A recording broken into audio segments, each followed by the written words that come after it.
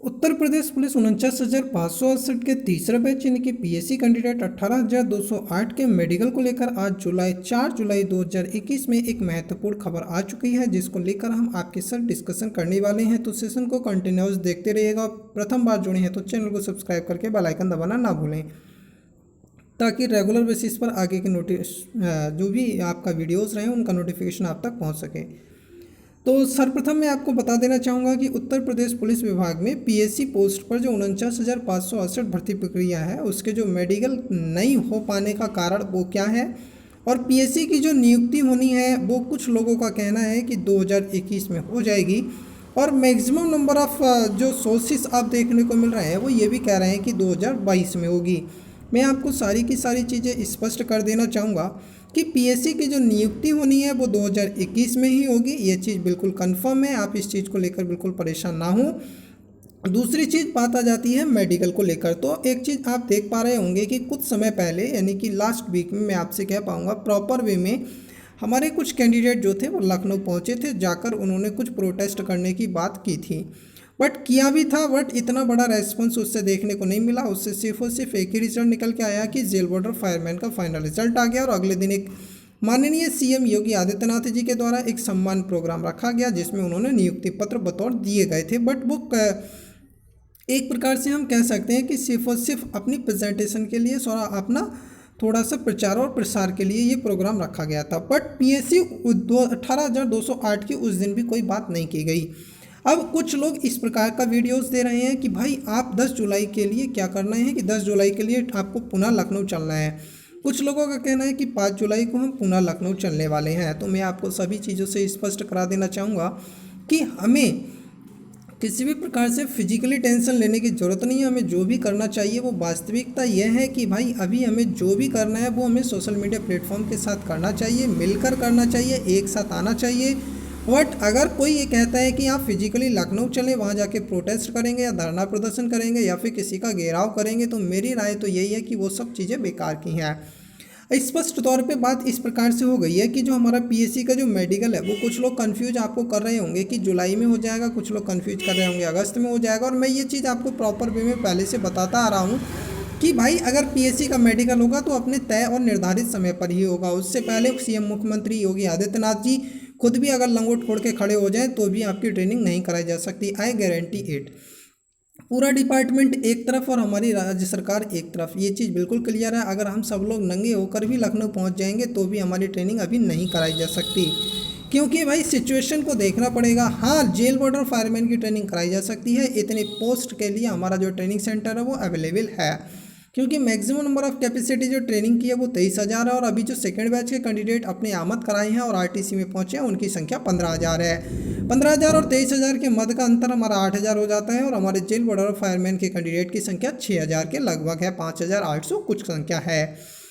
इसलिए स्पष्ट तौर पर मैं ये तो स्पष्ट कर सकता हूँ कि जेल बॉर्डर फायरमैन का अगर मेडिकल करा लिया जाए तो उनकी ट्रेनिंग कराई जा सकती है। बट पीएससी वाले चाहे कितने ही हाथ से घोड़े खोलें, इनकी ट्रेनिंग कराए जाने की अभी कोई संभावना नहीं है। मैं आपको ये स्पष्ट तौर पे और कड़ी कड़ी बातें कह रहा हूँ। शायद अगर आपको अच्छा ना लगे तो डिसलाइक करके भी चले जाइएगा, आपको कोई तकलीफ वाली बात नहीं है। अगर हम प्रोटेस्ट करने पहुंचे, हम फिजिकली पहुंचे, हम सीएम का घेराव करें या फिर हम डीजीपी का घेराव करें या फिर हम किसी भी प्रकार से डिपार्टमेंट के हेड ऑफिस पहुंचे या हम किसी भी प्रकार से धरना प्रदर्शन करने को बैठ जाएं, ये सब कानून के खिलाफ है। हमें ऐसा बिल्कुल भी कदापि नहीं करना चाहिए, और ना ही मैं ये सब चीज़ें आपको करने की राय दूंगा, क्योंकि मैंने साफ साफ स्पष्ट शब्दों में कहा कि नाथ जी खुद भी लंगोट कोड़ के खड़े हो जाएंगे, फिर भी 18,000 लोगों को ट्रेनिंग नहीं कराई जा सकती, इस समय क्षमता ही नहीं है। हाँ, ये चीज़ ज़रूर है, अगर हम चाहें तो और मैक्सिमम नंबर ऑफ जो हमारे ट्रेनिंग सेंटर है उनकी संख्या बढ़ा सकते हैं, यानी कि क्षमता को बढ़ाया जा सकता है। बट ऐसा हमारी राज्य सरकार अभी करने वाली है नहीं। तो ये सारी की सारी बातें स्पष्ट हो गई हैं कि आपका जो मेडिकल प्रोसेस होना है वो उसके लिए जो भी प्रोसेस होगा वो सितंबर महीने में आपको दिया जाएगा, और उसके बाद अक्टूबर और नवंबर महीने में सारी प्रोसेस कंप्लीट करके 1 दिसंबर 2021 से आपकी जेटीसी प्रारंभ करा ली जाएगी। ये चीज़ बिल्कुल निर्धारित है, और यही बात हमारे जितने भी डिपार्टमेंटल यहाँ पे आज तक की जानकारियाँ मिली हैं वो सब यही कह रहे हैं कि भाई निर्धारित समय पर ही चीज़ें होंगी, उससे पहले कराया जाना संभव नहीं है। और डीजीपी महोदय ने भी, मैं आपसे कहूँगा कि एक प्रकार से जो भी हैं वो सारी की सारी चीज़ें कंफर्म हो चुकी हैं। बट आगे की अगर मैं आज आपसे अपडेट देना चाहूँ तो 4 जुलाई 2021 की महत्वपूर्ण न्यूज़ यही है कि आपको करना होगा इंतज़ार। जब यहाँ तक झेला है तो कुछ और भी झेलने का प्रयास कीजिए। जुलाई महीने की आज 4 जुलाई निकल चुकी है, बाकी की जुलाई और अगस्त आपके साथ में है। ये सब दोनों के महीने आपको झेलने पड़ेंगे, उसके बाद सारी की सारी प्रोसेस आपकी रनिंग में आ जाएंगी। अगर आप चाहते हैं कि हमें मेडिकल को लेकर एक नोटिस जारी कर दिया जाए ताकि हमारा मेडिकल चाहे अक्टूबर में हो, नवंबर में हो या दिसंबर में हो, हमें उससे कोई फ़र्क नहीं पड़ने वाला है, तो ये चीज़ बिल्कुल स्पष्ट है कि डिपार्टमेंट इसमें डील कर रहा है। हाँ, हो सकता है कि आपको जुलाई महीने में ही एक नोटिस मिल जाए कि आपका मेडिकल इतनी तारीख से होगा और ये प्रोसेस उसमें रहने वाले होंगे। ये सारी इन्फॉर्मेशन तो आपको जुलाई में मिल सकती है, मे बी पॉसिबल, बट आगे की इन्फॉर्मेशन जो भी होगी वो राइट टाइम अपने ही समय पर होगी। आपको इसमें किसी भी प्रकार का दौराव नहीं करना है, किसी के बहकावे में आकर आपको लखनऊ जाने की कोई ज़रूरत नहीं है। आई गारंटी इट कि कुछ भी नहीं होने वाला, रिजल्ट जीरो ही आएगा। आप ज़्यादा भाग दौड़ करोगे, खुद परेशान होगे और बहुत सारी समस्याएं हो जाएंगी। कुछ लोग मेरे विरोध में खड़े हो जाएंगे कि आप लखनऊ जाने को मना कर रहे हैं और हम लखनऊ जाने को कह रहे हैं। तो भाई आपकी इच्छा है, आप अगर इंटरेस्टेड हैं और आप जाना चाहते हैं, धरना प्रदर्शन करना चाहते हैं, आप अपनी डिमांड रखना चाहते हैं तो आप बिल्कुल जा सकते हैं। इसमें मुझे किसी भी प्रकार की आपत्ति नहीं होगी, वो आपकी स्वयं की रेस्पॉन्सिबिलिटी होने वाली है।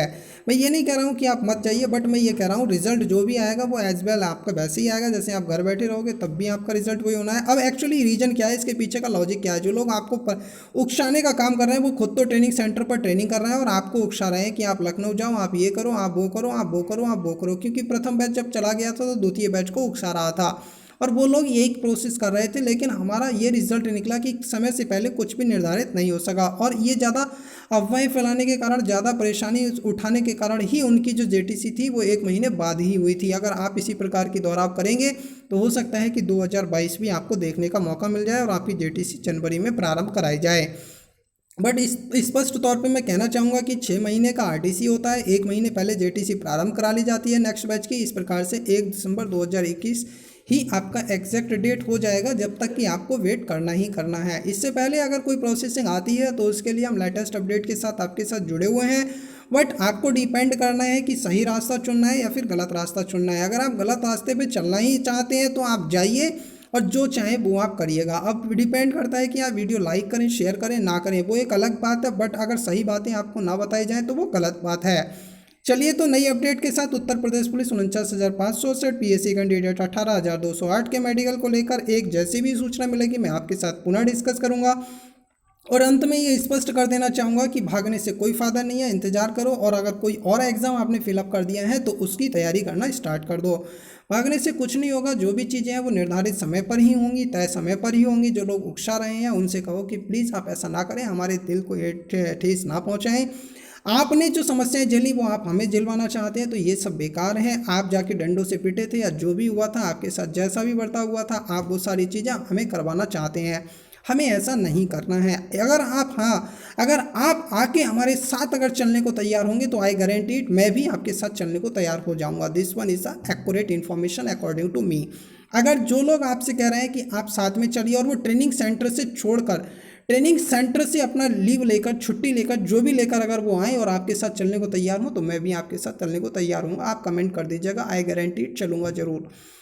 बट ऐसा नहीं है कि आप तो आरटीसी करते रहो और हम वहाँ जाके लट्ठबाजी करते रहें या फिर धरना प्रदर्शन करते रहें। अगर कोई दिक्कत हो जाएगी तो बाद में मेडिकल प्रोसेस कराने में भी काफ़ी तकलीफ होगी, ये चीज़ आप लिख लीजिएगा।